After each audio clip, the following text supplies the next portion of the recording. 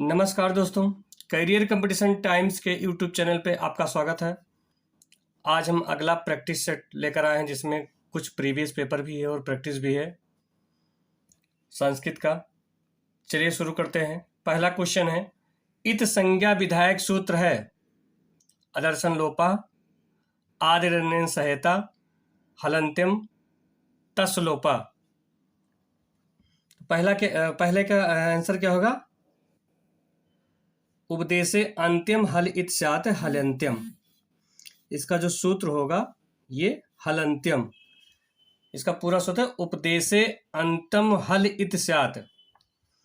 अगला क्वेश्चन है, किस वर्ण को अयोगवाह कहा जाता है?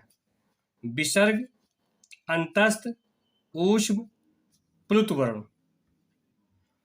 तो विसर्ग को अयोगवाह कहा जाता है क्योंकि विसर्ग 14 माहेश्वर सूत्र के अंतर्गत भी विसर्ग को नहीं गिना गया है और इसलिए इसको अयोगवाह कहा जाता है। अगला क्वेश्चन है, संस्कृत के उपसर्ग में नहीं गिना गया है क्योंकि आपको पता है उपसर्ग 22 होते हैं। प्रा, परा, अप, सम, अनु, अव, निस, निर, दुस, दुर, बी, आंग, नी, अधि, अप, अति, सु, उत, अभि, प्रति, परि, उप। तो क्या नहीं गिना गया है? शम, निस, निर गिना गया है, यत नहीं गिना गया है। अगला है, निष्ठा संज्ञा किन प्रत्ययों की होती है?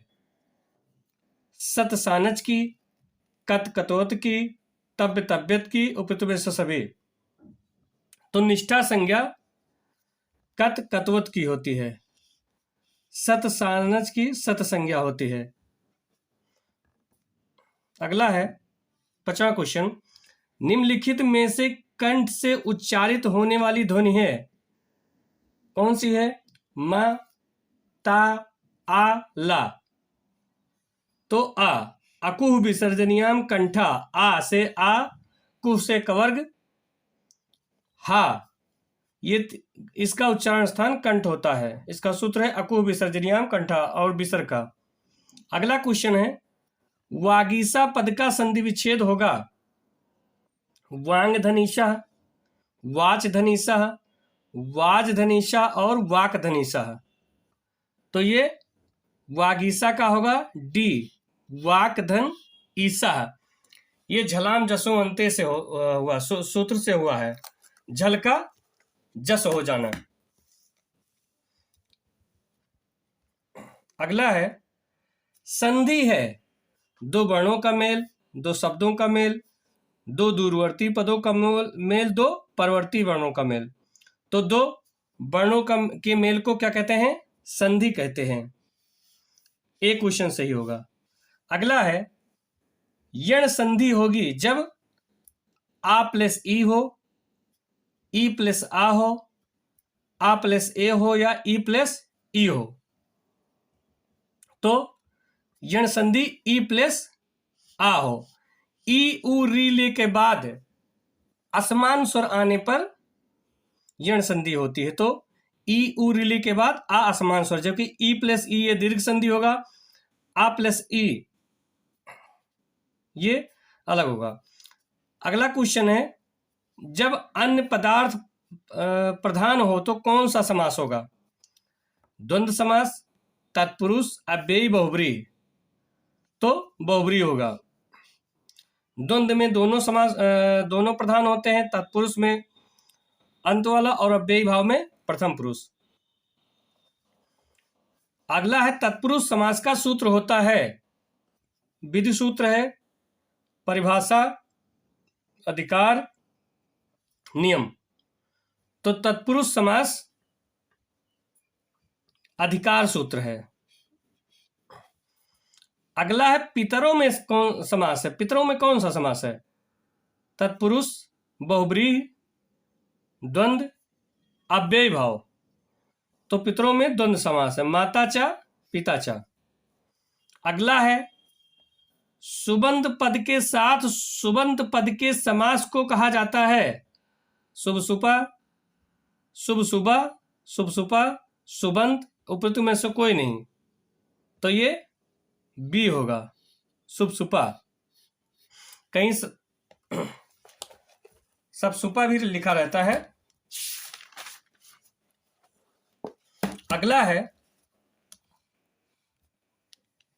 याच धातु के योग में कौन से कारक का प्रयोग होता है? प्रथमा, अपादान, चतुर्थी, कर्म। तो कर्म होगा। दुह, याच, पच, दंड, रुद्र, प्रच, चीबु, सास, जी, मथ, मुस, नी, ही, कृस्वा। इन दुकर्मक धातु हैं। दुकर्मक धातु के में द्वितीय यानी कर्म होता है, द्वितीय विभक्ति। किस अर्थ में प्रथमा विभक्ति नहीं होती? प्रतिपादिकार्थ, लिंग, हेतु, परिमाण। तो हेतु में प्रातिपदिकार्थ, लिंग, परिमाण, वचन मात्रे प्रथमा। तो इसमें प्रथमा, बाकी हेतु में प्रथमा नहीं होती। हेतु में अगर देखा जाए तो षष्ठी विभक्ति होती है। अगला है इततम भूत लक्षणे से संबंधित विभक्ति है। कौन सी विभक्ति होगी? द्वितीया, तृतीया, चतुर्थी, पंचमी। तो ये तृतीया विभक्ति होगी। इततम भूत, जैसे जटाभि तापसा, जटाओं से तपस्वी लगता है, तृतीया। अगला है कारक में कौन सा प्रत्यय लगा है? घय, ड्यत, ऋण, रुल। तो कारक में रुल प्रत्यय लगा है, डी। 16 का डी। अगला है लब धन कत्वा प्रत्यय लगने से कौन सा पद बनेगा? लभित्वा, लभ्य, लब्ध्वा, लभत्वा। तो ये लब्ध्वा प्रत्यय बनेगा, सी। अगला है किस प्रत्यय का प्रयोग कर्मवाच और भाववाच में नहीं होता? खल, कृत, कत, कतवतु। तो कतवतु का ये कर्म और भाववाच में नहीं होता, ये केवल कृतवाच में होता है। अगला है 19 नंबर 38 का संस्कृत रूप है अष्टत्रिंशत्, अष्टात्रिंशत्, एवं भी दोनों या अलग, तिष्ठो। तो 19 का बी अष्टात्रिंशत्। अष्टात्रिंशत्, अष्टा माने 8 और त्रिंशत् माने 30, 38, 38। अगला है अष्टाशीति पद से किस संख्या का बोध होता है? 88, 818, 28। तो कौन से का बोध होगा? अष्टाशीति से 88, 88। अगला है द्वितीय वर्ग के रूप में। अब यहां से हमारा साहित्य 20 क्वेश्चन आपका व्याकरण था, 10 क्वेश्चन साहित्य से लिया गया है। ये लगभग सारे पुराने पेपर ही हैं, कुछ प्रैक्टिस, बाकी previous year, TGT, PGT, GIC सबके लिए। द्वितीय वर्ग के रूप में नचिकेता ने यम से क्या मांगा? क्योंकि एलटी में कठोर निषेध है, इसलिए इस क्वेश्चन को भी अब शामिल किया जा रहा है। अध्यात्म ज्ञान, अग्निविद्या, स्वर्ग कामना, पितृ संतुष्टि। तो द्वितीय वर्ग के रूप में नचिकेता ने यमराज से क्या मांगा था? अग्निविद्या। कुल मिला के 3 बार मांगे थे यमराज जी से नचिकेता ने। अगला है गुणाकेश कौन कहा जाता है? सज्जन, धृतराष्ट्र, श्री कृष्ण को, अर्जुन को। यानी किसका पर्यायवाची समझिए, तो अर्जुन का पर्यायवाची गुणाकेश है, यानी अर्जुन को गुणाकेश कहा गया है। क्योंकि गीता का भी 2वां अध्याय शामिल है एलटी में, इसलिए इस क्वेश्चन को भी शामिल किया जा रहा है। अगला है अभिज्ञान शाकुंतल के अनुसार दुष्यंत का पुरोहित कौन था? मारीच, गालो, सोमरात या वात्यायन। तो कौन थे? सोमरात। ये दुष्यंत के पुरोहित थे। अगला क्वेश्चन है मेघदूत में प्रयुक्त छंद कौन सा है? मंदाक्रांता, मालिनी, सृगधरा, वंशस्थ। तो ये मंदाक्रांता। ये तो बहुत फेमस क्वेश्चन है, आता भी बहुत है, एक साल नहीं तो दूसरे साल जरूर आ जाएगा ये। अगला क्वेश्चन है लघुत्रयी के अंतर्गत कौन सा ग्रंथ आते हैं?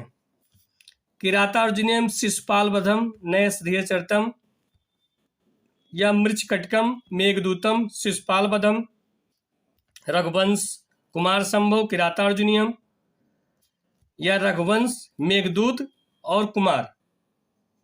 तो क्या होगा? डी, रघुवंश, मेघदूत और कुमार संभव। ये तीनों महाकवि कालिदास के द्वारा रचित लघुत्रयी के अंतर्गत आते हैं। ये जो कुमार आप ले लीजिए बस, कुमार संभव, मेघदूत और रघुवंश, कुमार में तीनों आ जाएगा। किरातार्जुनीयम शब्द निष्पन्न होता है, 26वां क्वेश्चन है कि किरातार्जुनीयम शब्द निष्पन्न होता है छा प्रत्यय से, दीप प्रत्यय, लुट प्रत्यय, यच प्रत्यय। तो किरातार्जुनीयम शब्द छा प्रत्यय से निष्पन्न होता है। अगला क्वेश्चन है, भवभूत के आश्रय दाता नरेश का नाम था यशोधर्मा, अवंती वर्मा, यशो वर्मा या शंकर वर्मा? तो भवभूत के आश्रय दाता नरेश का क्या नाम था? यशो वर्मा। ये आंसर सी होगा। अगला क्वेश्चन है, बाणकृत हर्षचरित,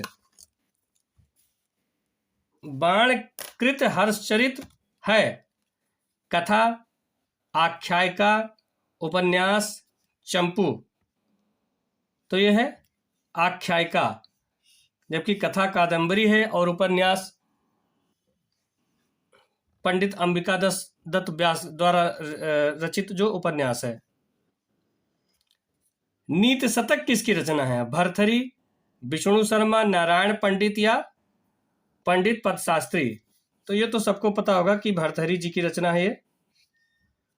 अगला है, उत्तर रामचरितम में कितने अंक हैं? 5, 6, 7, 9? तो ये 7 अंक हैं। करुण रस का प्रयोग किया गया है, 7 अंक है।